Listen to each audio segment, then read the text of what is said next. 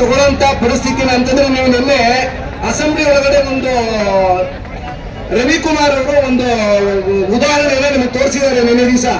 ಯಾವುದೋ medical ಕಿಟ್ಗಳನ್ನ ₹600 MRP ಇರುವಂತ medical ಕಿಟ್ಗಳನ್ನ 2,600 ರೂಪಾಯಿ ಕೊಟ್ಟು ಸರ್ಕಾರ ಪರ್ಚೇಸ್ ಮಾಡಿದೆ. ಅದಕ್ಕೆ ಆಕ್ಚುಲಿ ಸರ್ಕಾರದ ಅಧಿಕಾರದಲ್ಲಿರೋರು ಏನ್ ಹೇಳಿದ್ರು, ಟೆಂಡರ್ ನಲ್ಲಿ ಹೈಯೆಸ್ಟ್ 2,500 ಕಾಸ್ಟ್ ಇದೆ ಇಡೀ ರಾಜ್ಯದಲ್ಲಿ.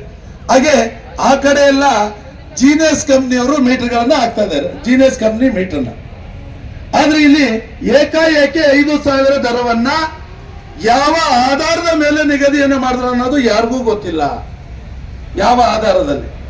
ನಾನು ಮೊನ್ನೆ ಒಬ್ಬ ಅಧಿಕಾರಿ ಕೇಳಿದೆ, 5 ಕಂಪನಿ ಇದೆ, 5 ಕಂಪನಿಯಿಂದ 1 ವರ್ಷಕ್ಕೆ ಎಷ್ಟು ಮಾಪಕಗಳು ಸೇಲ್ ಆಗ್ತದೆ ಅಂತ. ಆಗ ಒಂದು ಅಂಕಿ ಅಂಶ ಕೊಟ್ಟರು.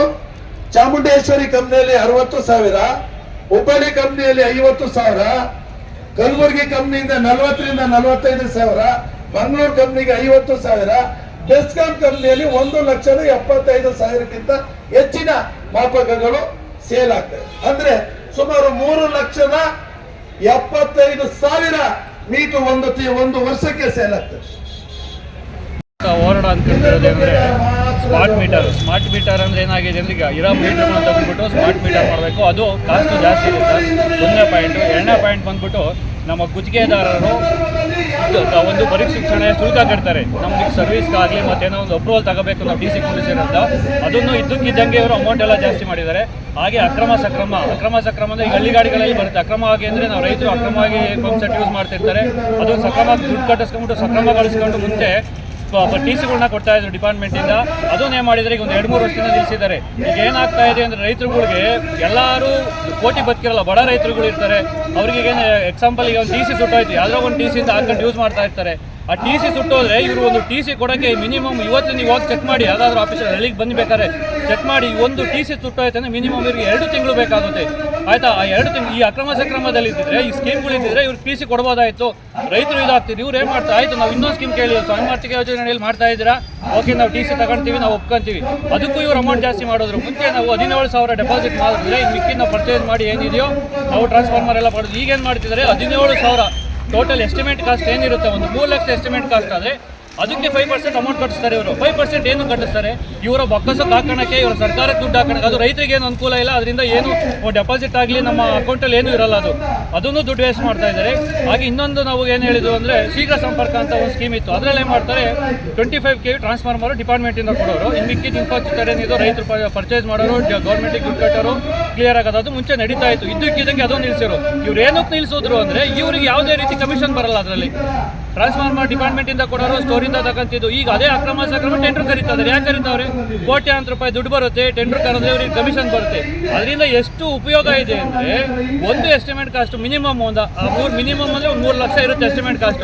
3 ಲಕ್ಷ ಎಸ್ಟಿಮೇಟ್ ಕಾಸ್ಟ್ ಇವರು ಬೇರೆ ಒಂದಿಗೆ ಕೊಡೋದ್ರ ಬದಲು ಬರೀ 89 ರಿಂದ 90,000 ಒಂದು ಟ್ರಾನ್ಸ್ಫಾರ್ಮರ್ ಪರ್ಚೇಸ್ ಮಾಡಿದ್ರೆ ಇನ್ನು ಮಿಕ್ಕಿದ 2 ಲಕ್ಷ ಸೇವ್ ಆಗುತ್ತಲ್ವ ಬೋರ್ಡು.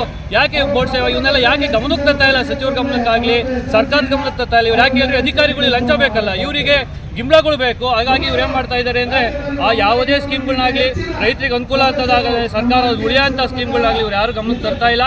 ಹಾಗೆ ಗುತ್ತಿಗೆದಾರ ಏನಾಗಿದ್ದಾರೆ ಅಂದರೆ, ಈಗ ನಮಗೊಂದು ಲೇಬರ್ ಅವಾರ್ಡ್ ಕೊಟ್ಟಿರ್ತಾರೆ, LC ಅವಾರ್ಡ್ ಕೊಟ್ಟಿರ್ತಾರೆ. ಅವಾಗ ಏನು ಮಾಡ್ತಾರೆ, LC ಅವಾರ್ಡ್ ತಗೊಂಡಾಗ ನಾವು ಕೆಲಸ ಮಾಡ್ತಾ ಇರ್ತೀವಿ. ಇವ್ರದ್ದೇನಾದ್ರೂ ಏನಂತ ಕೆಲಸ ಮಾಡ್ತಾರೆ ಕಾಂಟ್ರಾಕ್ಟ್ರು.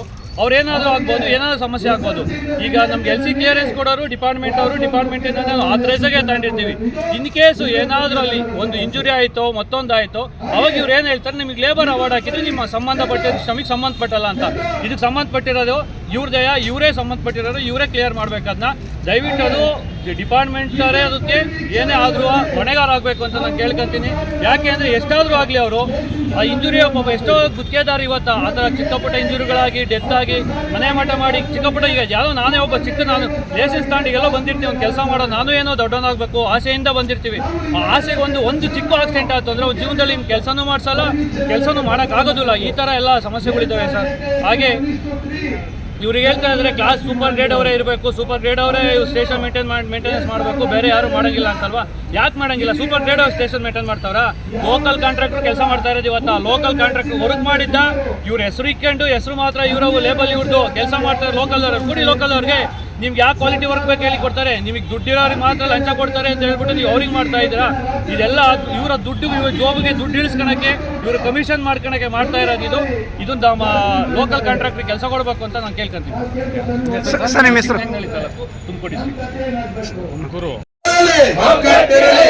ಏಕೆ ಬೇಕು ಭ್ರಷ್ಟ ಇಂಧನ ಇಲಾಖೆ ಅಧಿಕಾರಿಗಳಿಗೆ ಸ್ಮಾರ್ಟ್ ಮೀಟರ್, ಸ್ಮಾರ್ಟ್ ಮೀಟರ್ ಬೇಕೇ ಬೇಕು. ವಿದ್ಯುತ್ ಗುತ್ತಿಗೆದಾರರ ಸಂಘಕ್ಕೆ, ವಿದ್ಯುತ್ ಗುತ್ತಿಗೆದಾರರ ಸಂಘಕ್ಕೆ, ಭ್ರಷ್ಟ ಇಂಧನ ಇಲಾಖೆ ಅಧಿಕಾರಿಗಳಿಗೆ ಬಗ್ಗೆ.